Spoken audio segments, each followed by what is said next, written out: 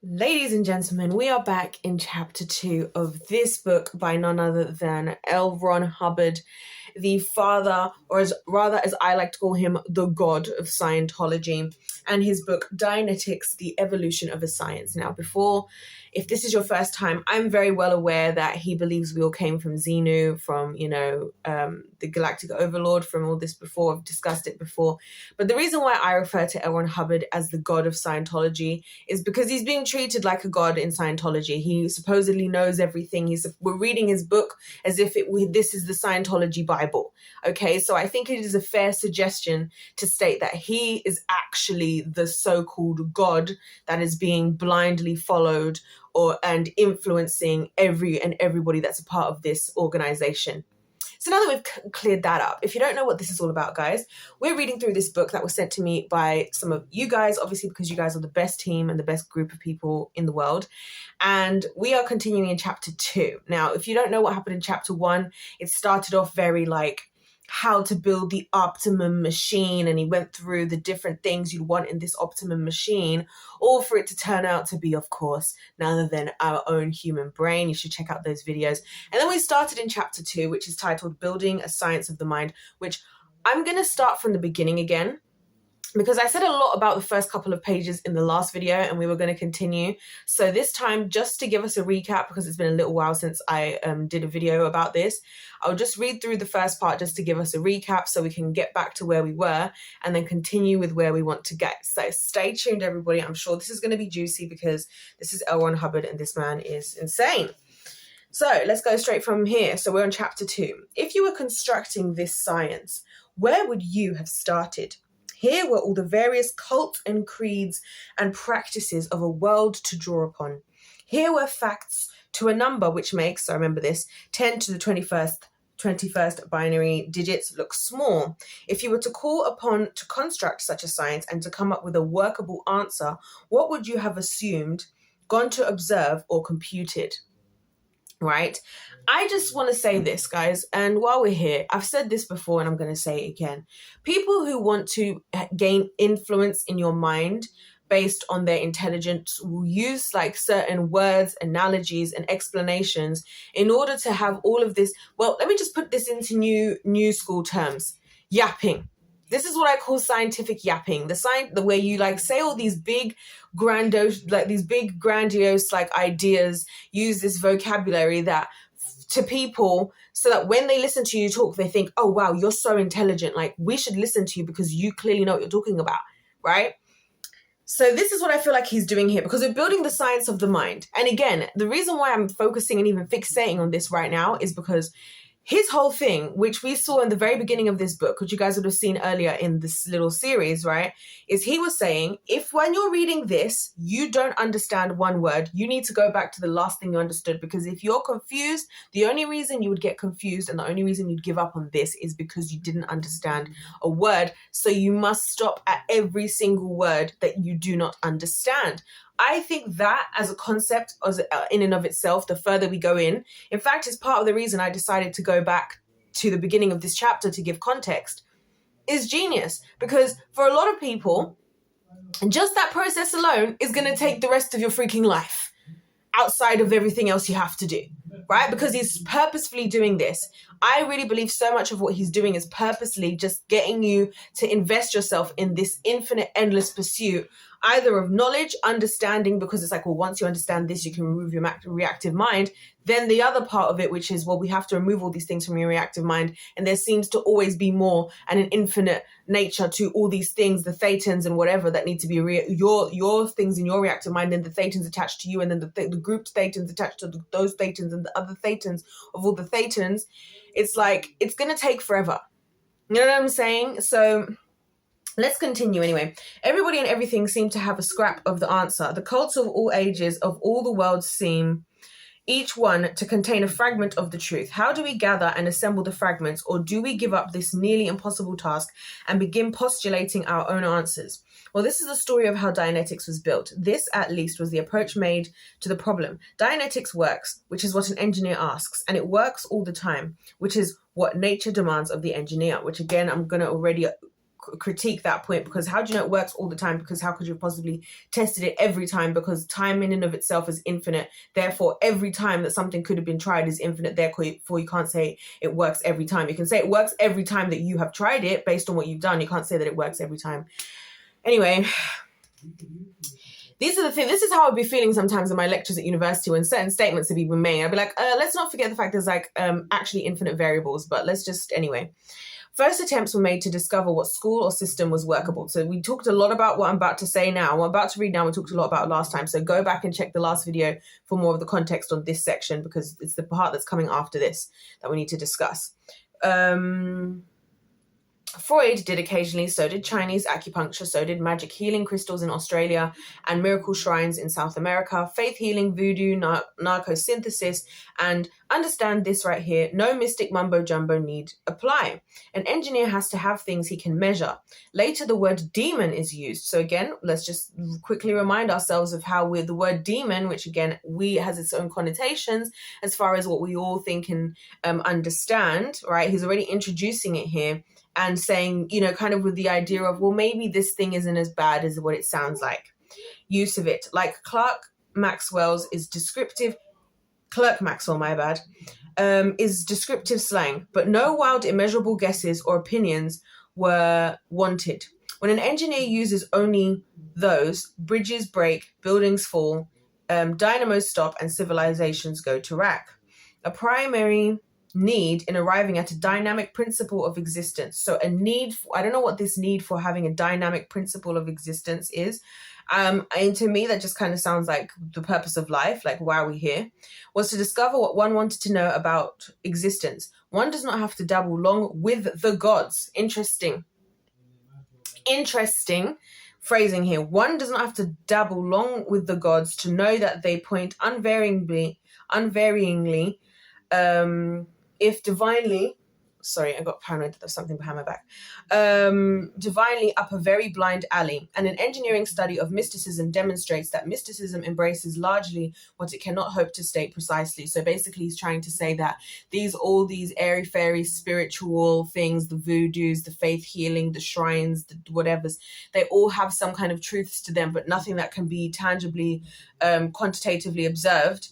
And therefore, it's not something that we can really trust in, because we can't be precise enough about it in order to be able to use it effectively, which is not necessarily wrong. I get where he's coming from. So the first proposition went off something of this order. He says, let us find out what we cannot consider or do not need to consider to get an answer we can use. So I kind of briefly mentioned this in the previous video. This is about where we were kind of coming to an end. And I was saying to you guys that, well, this is what I've seen from this path to, what is it called? I can never remember what it's called. It's called like the pathway to freedom or something, which is all of the different operating thetan levels that you go through, and how basically the majority of the levels that you go through take you to a certain point, which very few people have ever gotten to, which Apostate Alex was saying in one of his videos. And once you get there, you're basically told like, great. Now you know, actually, or was it? It was him and also the other gentleman, Aaron, who's growing up in Scientology, was saying you get to that point and it's like, great, now you know what you're not.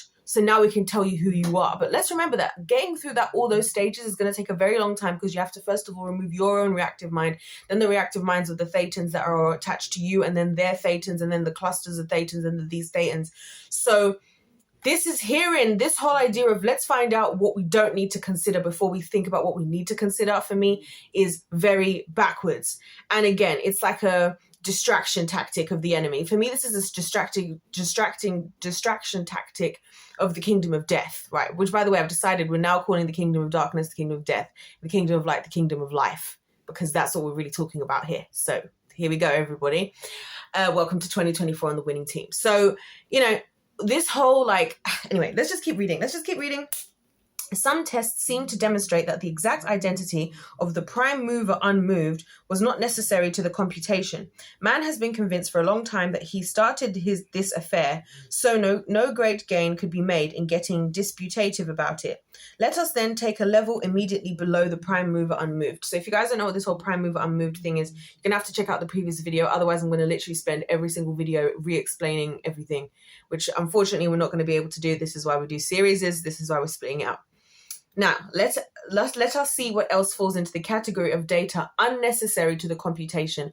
So we are, as humans, in our human minds that are fallible and are imperfect, are saying we somehow believe we have the tools in order to be able to decide and assess what is unnecessary in this computation. Okay.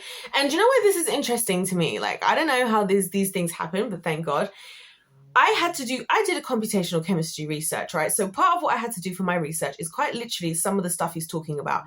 I'm trying to predict something. I'm trying to figure something out with limited information. We're predicting the molecules in outer space. So what are we doing? We're taking the information we know, we're plugging it into the computer, and we're getting out approximations, right? This is what I was doing, all of these calculations over and over and over again, right? So one of the things that came back, and one of the reasons why I scored so well in my own paper, was because I pointed out the fact that although that my results were in line with what the other current scientific work was that's out there, that's published, there are so many limitations and variables to why this data cannot be trusted. And there's so many things that we still don't know about whether these computations make sense or not. So for him to suggest here that we're just going to somehow decide what's unnecessary to the computation is a little bit like, this is the type of thing that like people who haven't actually experienced this kind of thing would easily fall for, but actually doesn't make any sense, because who are you to say this? Who are you to say this when even current scientists who are doing the scientific work of today in their various different computations acknowledge that we can only move as fast as our brains can move, which the machines can move faster than we can, but they can only do what we can program them to do, and what we can program them to do more quickly. And even if we can program them to do more than we can do, we still have to be able to have the mindset to be able to do that, in which case we're still never going to be at a point where we can say what we know is unnecessary to the computation. But anyway, I digress. Well, we've studied telepathy, demons, the Indian rope trick, and the human soul, and so far we have yet to find any constants in this class of data. So let us draw a line below that has our highest level of necessary information, and now call this our highest line. Okay, so this is where I wanted us to start for today, although we're 12 minutes in, but we're just going to have to run with it, guys. I don't want to rush through just for the sake of it. I'd rather we take our time, and this whole book takes us the whole entire year to get through. So what he's saying is, let's reread this, and I'm going to put it back into English, right? We've studied telepathy, demons, the Indian rope trick, and the human soul, and so far we have yet to find any constants in this class of data. So let us draw a line below that our highest level of necessary information. Now call this our highest line. So this is a classic scientific type of thing that scientists do. Essentially, we've got these things that go a step beyond what we can currently quantify to the point that would satisfy, let's say, ourselves quantitatively. I don't know if that's a word, but I always use it. So what I'm saying by that is things like telepathy, demons, the human soul. He's talking about things that cannot 100% be explained with science. So what he's saying is, although we can see that, because we can't see any clear data, we can't find any constants in this class of data, we're going to go to the next section below where we can do that, and we're going to call that the highest point we can deal with, right? So this is how scientists work. What do we have left? We have the finite world, of course, because remember what I was just saying, the whole video. Everything before he was saying is all infinite things that he cannot really state. He's right. Now you can talk about the finite world, because that is something we can observe. Even still, the possibilities a lot of the time are infinite, but nevertheless, what do we have left? We have the finite world, blue serge suits, Selena's Valley, the cathedral at Reims as a building, and several decayed empires, and roast beef for dinner. We have left only what we perceive with no higher level of abstraction.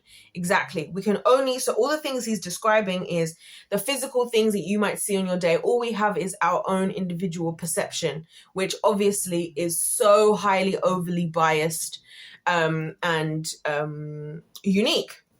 Now, how do we perceive, and how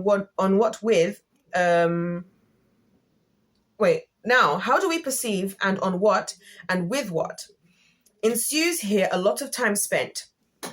1937 in computing out the brain as an electronic calculator with the probable mathematics of its operation, plus the impossibility of such a structure capable of doing such things. Oh, okay. I think I'm starting to understand what the purpose of this, how this whole e-meter thing works. Okay, bear with me.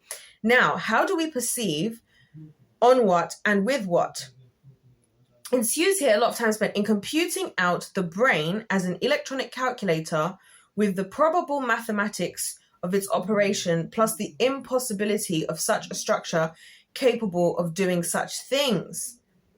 Okay, so if I'm understanding this correctly, let us rule out the necessity of knowing structure and use this as an analogy only, which can become a variable in the equation if necessary.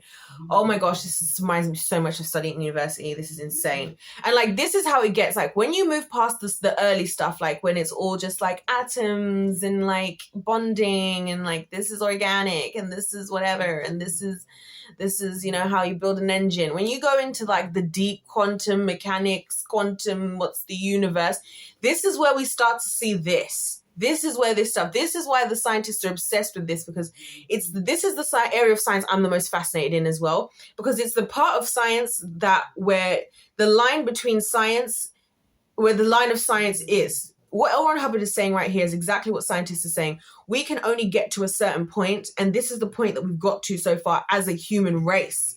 So all of this, like, oh, science can explain everything. No, this is the point where we're like, well, past here, we're just having to work with estimations and draw lines for things we still haven't figured out yet. It's exactly what he's saying. So he's saying we're looking at the brain as an electronic calculator with the probable mathematics of its operation. So the brain that's capable of so much, but plus the impossibility of such a structure capable of doing such things. So basically, what the brain is capable of versus what the brain can actually do, right? So he's suggesting that what the brain can actually do is far greater than what the brain is capable of, which is, again, scientifically, I would say, fairly accurate. But here, he then goes on to say, and this is the key part, let us then rule out the necessity of knowing structure and use this as an analogy only, which can become a variable in the equation if necessary. Oh my goodness, I understand exactly what he's trying to do here. So what he's trying to say is, so because we can understand that the brain is capable of doing so much, but actually doesn't do as much as it can possibly do, we're just going to focus for the sake of the theory and an analogy, which this is what I think is so manipulative. He's using science and he's using actual scientific thinking and explanations. And then when he gets to the point, this is what scientists do, when he gets to the point of where science can no longer explain himself and neither can he explain what he's talking about, it's, oh, let's just think of this as an analogy. Just like how in the beginning he said, this book isn't supposed to be something you follow as some kind of script or Bible or something. This is just his observations and research, right? Because no one's going to be mad at somebody for their observations and research. They will, however, be mad at somebody for their conclusions. No one's going to be mad at somebody for an analogy. They are going to be mad at somebody for the history or explanation they're trying to give for how the human brain works. So here, this is an easy way of saying, even though I've basically set you up 100% to make you think that the human brain is capable of anything and everything, we're just going to talk about it as an analogy, because then you can't come back to me and say that I'm the one who told you this, and that if you do believe that, it's bad, but I can also suggest that and use that for something that I might want to suggest in the future, which is what I'm assuming is where we're going. I hope this is making sense to people. Guys, please let me know if this makes sense, because for me, this is all like proper like scientific level stuff. And like, this is not, I don't even know why, like, this is why I honestly don't think this man actually wants the best for anybody, because one of the things like from where I'm sitting is, and why I'm really passionate about education as well and like teaching maths and science is, I really think that everybody, if you really want to help people with something, you should be simplifying it down into very plain, clear English that even a child can understand, if you ask me. So all of this extra malarkey that we're doing here, overcomplicating it, if what you're doing is so smart and so good and so accurate and so simple, simplify it. Because I can't imagine what this is like to read for people who are actually believing that this Scientology thing is going to be the answer to all their problems. So this is crazy. But anyway, let's continue. He says, now what do we have? Well, we've been a little hard on demons and the human soul. These are popular, but they refuse to stand out and submit to a thorough inspection and caliper mensuration, and if they won't so cooperate, then neither will we. So let's re-say that again. Now what do we have? We've been a little hard on demons and the human soul. I have such an issue with this. I have such an issue with him including demons and the human soul in the same sentence like this. These are popular, but they refuse to stand out and submit to a thorough inspection and caliper mensuration, and if they won't so cooperate, then neither will we.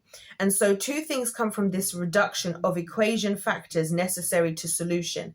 First, existence is probably finite, and second, finite factors alone answered the need of the problem. Okay. I get why, gosh, this is just on another level. I honestly don't understand. Like, I really would wish I could go back to New York City and speak to this woman again. Because I would love to ask this woman, her name was Cheryl, I would love to read this to her and ask her, because she says she's been in Scientology for like 40 years, whatever. I would love to ask her about this particular passage right here. But anyway. Now what do we have? We've been a little hard on demons in the human soul. These are popular, but they refuse to stand out and submit to a thorough inspection and caliper mensuration, and if they won't so cooperate, then neither will we. And so two things come from this reduction of equation factors necessary to solution. First, existence is probably finite, and second, finite factors alone answered the need of the problem. Essentially saying, these infinite, so potentially infinite factors, the demons and the human soul, because they're not willing to submit to any kind of, what is it he put here? In thorough inspection, etc., etc. Well, why should we submit to that either? We're just going to focus on the finite. So notice how he's going from the point of saying, everything and anything is possible. And as we're going through the book, because at the very beginning, the first chapter was all about how the brain is the greatest machine, optimum machine.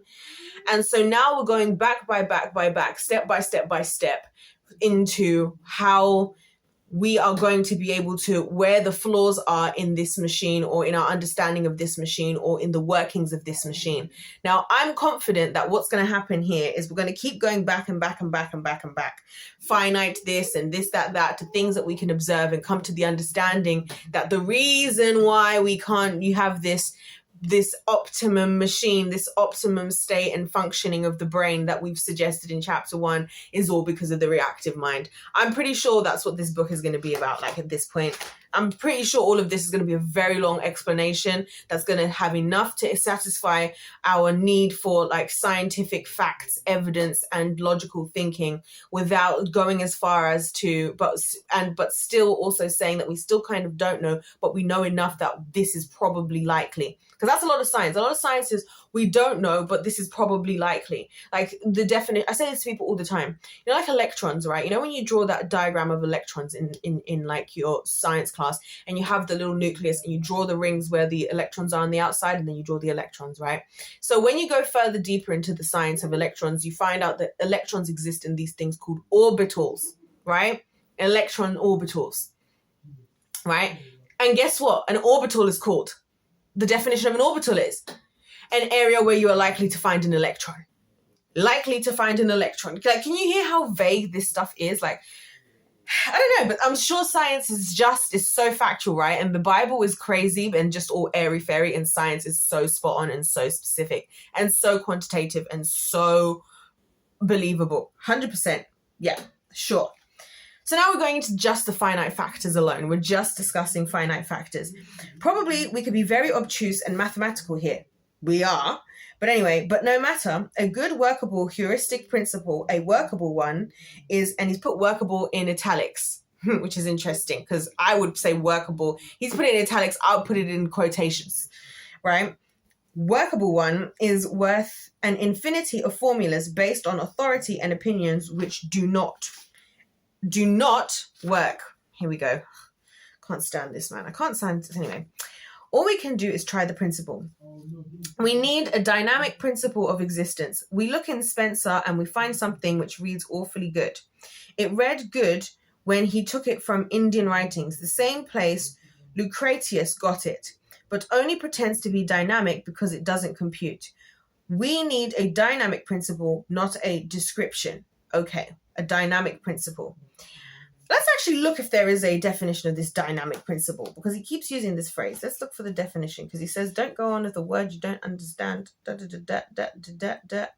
So let's have a look. Dynamic principle. Remember what I was saying to you guys before about how this book is like made up of half of like, okay. So we got it here. It says dynamic from the Greek dynamikos, powerful, hence pertaining to a motivating or energizing force of existence or life. Okay, so that's kind of what I was understanding anyways, to be fair. But so I'll read that again for the sake of those, for you guys, right? So dynamic, this is the definition of dynamic. From the Greek dynamikos, powerful, hence pertaining to a motivating or energizing force, as in dynamic principle of existence. So the motivating or energizing force of existence, i.e. exactly what I thought, which I said already, which is the purpose of our existence, right? But when we start using words like P in purpose, although I must say, when I went to do when I first of all went to do the like personality test the first time, you guys, if you don't know about this, you're really far behind. But anyway, that's what started this whole journey. They were talking to me about purpose, and I was like, this is how I know that this is fraudulent, because you can't try and tell me that this is all scientific based and then start telling me about purpose. Because if it's about purpose, that's something that's outside of science. Because if we're saying that it's science and then we're saying it's the Big Bang and we all just came out of nowhere, it was all just an accident that just kind of happened and we're all just here because of nothing and we all mean nothing. You can't be saying that we all mean nothing and we just came out of nothing and it was all just this bang that just so happened to happen and we're all just so happened to be here, and then start talking about the purpose of our existence. Those two things don't make sense together. So I just want to just throw that out there while we're here. But what does a principle mean in a sphere this large? And does it need a better definition? Let us then call it a dynamic lowest common denominator of existence.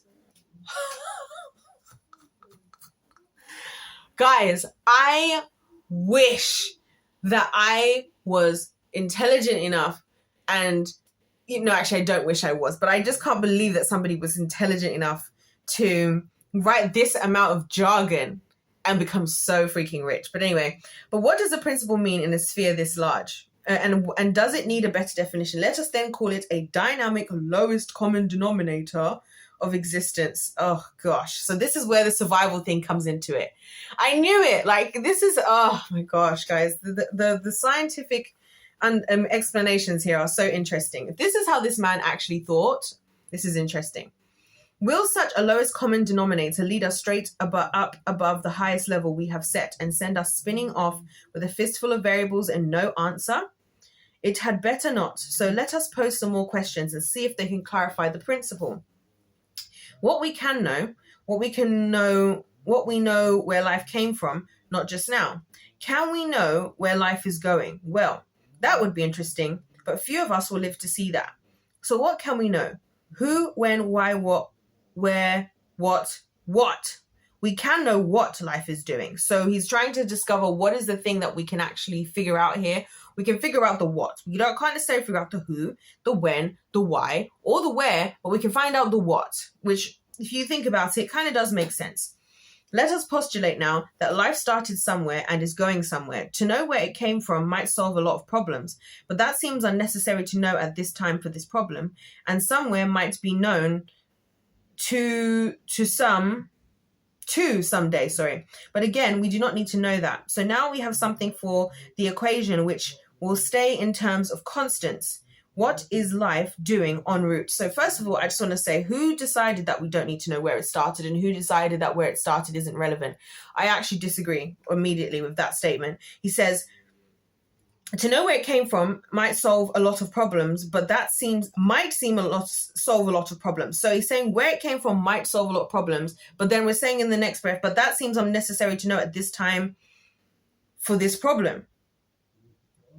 And he's just saying, and somewhere might be known to someday, but again, we do not need to know. So someday some people might know, but we don't need to know. Why do we not need to know? Where's the explanation for this? Like, there's certain times where he just stops at a point and I'm like, who said that we don't need to know this? And why have we decided we don't need to know this? Because, like, even if you think about, like, the basis of the whole understanding of the Big Bang Theory and the universe, right?